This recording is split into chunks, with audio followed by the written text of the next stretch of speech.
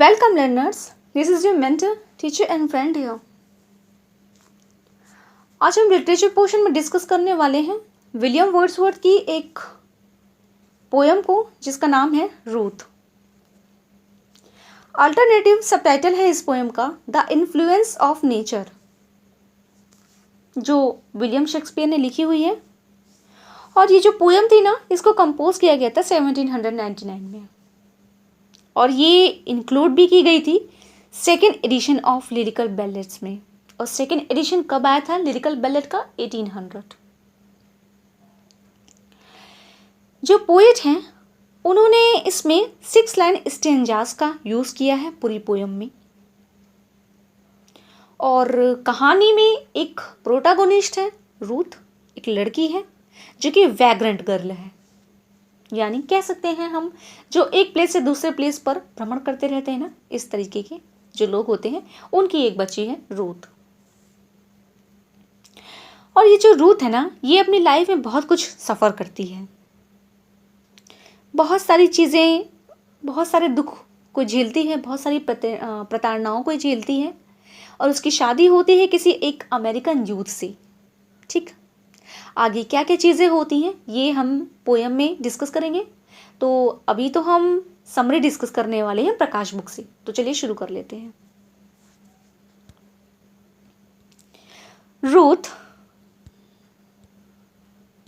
Ruth is Wordsworth's poem. The alternative title, The Influence of Nature. Yes, as we see. It is written in 1799. पूछा जा सकता है कब compose की गई थी पोयम या किस एडिशन में आई थी. इंपॉर्टेंट है, याद रखिएगा. It is about Ruth who suffers much. ये रूथ के बारे में है, एक लड़की है. The cause of her suffering is an American youth. क्यों ये सफ़र करती है लड़की? वो एक अमेरिकन यूथ जिससे उसकी शादी होती है, वो इस पे काफ़ी प्रताड़नाएं करता है, हर्ट करता है. तो ये सारी चीज़ों को वो सफ़र करती है Ruth. The poem presents the darker side of influence of nature. अब देखिए, तो हो सकता है क्वेश्चन को घुमा करके ऐसे भी पूछ लिया जाए कि बाय विच पोयम, यानी वर्ड्सवर्थ की किस पोयम में जो पोएट है वो नेचर के इन्फ्लुएंस को डार्कर साइड के रूप में दिखाता है. ठीक है, तो हमें याद रखना है the poem is Ruth the influence of nature. Clear?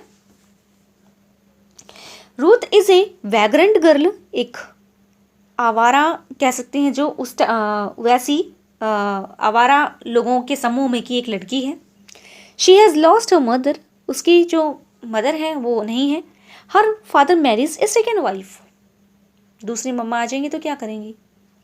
She wanders over hills and dales. तो वो वंडर करती है, घूमती है पहाड़ों पर, डेल्स पर. व्हेन शी ग्रोज अप, जब वो बड़ी होती है, she gives her hand to a wild American youth. उसकी शादी कर दी जाती है बड़े होने पर एक अमेरिकन यूथ से. अच्छा, किस नाम से पुकारा जा रहा है इस यूथ को और उसको एड्रेस करने का तरीका क्या है? हो सकता है 4 ऑप्शन देकर के ये भी कंफ्यूज करने का कोशिश करें. तो ये भी हमें याद रखना है कि रूथ का जो हस्बैंड होता है वो एक अमेरिकन यूथ के नाम से जाना जाता है पोयम में. ठीक है. This American youth is influenced by the violent manifestations of nature. अब देखिए, ये जो अमेरिकन यूथ हैं ये प्रभावित है किससे? बहुत ही एग्रेसिव मैनिफेस्टेशन से नेचर के. ठीक है, यानी इसका जो नेचर है काफ़ी एग्रेसिव है, वायलेंट है, रैशलेस है. He loses all self control. वो अपना पूरा सेल्फ कंट्रोल खो देता है. And the nobler aspirations of the soul, यानी उसके अंदर की जितनी भी मानवता है, जो कुलीन उसके अंदर की एस्पिरेशंस हैं, भावनाएं हैं, वो सारी चीज़ों को खो देता है, त्याग देता है. He becomes a slave to low desires. और फिर क्या? वो एक दास बन जाता है अपनी लो डिज़ायर्स के चलते. His better mind is vanished. और उसका जो अच्छा दिमाग रहता है वो पूरा फिनिश हो जाता है. ठीक है. He deserts Ruth. और वो रूथ को छोड़ देता है फिर. And goes to America. वापस चला जाता है अपने देश. तो रूथ क्या करती है? Loses her senses. अब उनके चक्कर में ये भी पागल. She is confined to a lunatic asylum, और वो फिर कहाँ चली जाती हैं, वो चली जाती है ल्यूनेटिक एसिलम में, पागल खाने में। ठीक है, एसिलम की स्पेलिंग अच्छी है, हो सकता है करेक्शन के लिए आ जाए, याद रखिएगा।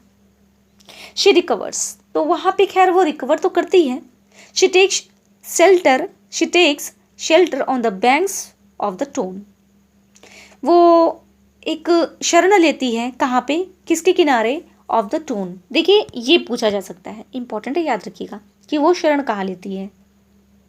ये line, she takes shelter on the banks of the Tone, she gets solace from the calm aspects of nature, और उसके बाद ना वो नेचर की छाँव में आ करके ना अपने आप को काम एस्पेक्ट्स में फील करती है।